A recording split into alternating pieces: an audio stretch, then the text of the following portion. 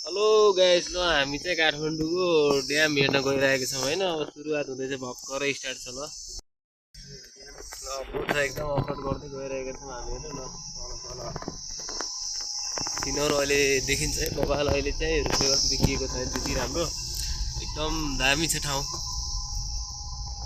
आएर एकचोटि घुम्न सक्नुहुन्छ, भिजिट गरिदिनु होला।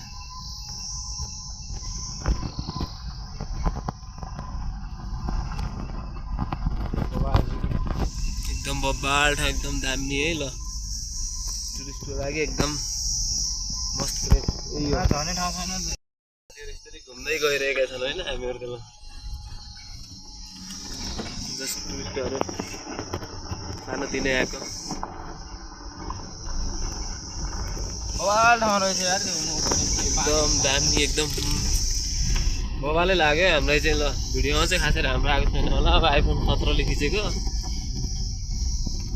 मोबाइलको नाम चाहिँ फुल प्याड छ।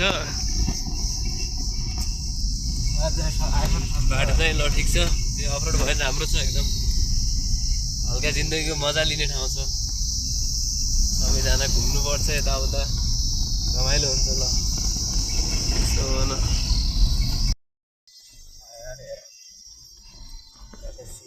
ल टक्क सिनहरू आइरहेको छ है। लगाएस ठिक ठिकै, एकदम दामी राम्रो छ, एकदम दामी छ। ल हामीहरू चाहिँ हेर्न आइपुग्यो टक्क सिनहरू यस्तो छ। ल टक्क घुमफिरको लागि, एकदम हेर्नको लागि एकदम दामी। ल है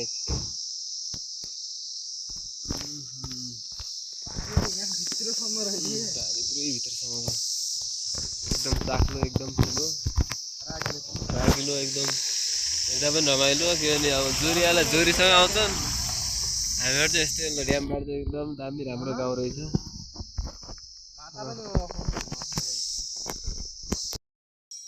हेलो गाइस, ल यो ड्यामको नाम चाहिँ कुलेखानी ड्याम है। ल टक्कै एकदम हेरेर थाहा पाएको मान्छे चाहिँ एकचोटि भिजिट गर्दा एकदम राम्रो ठाउँ छ। मैले चाहिँ आइसक्यो, गइसक्यो। अब भिडियो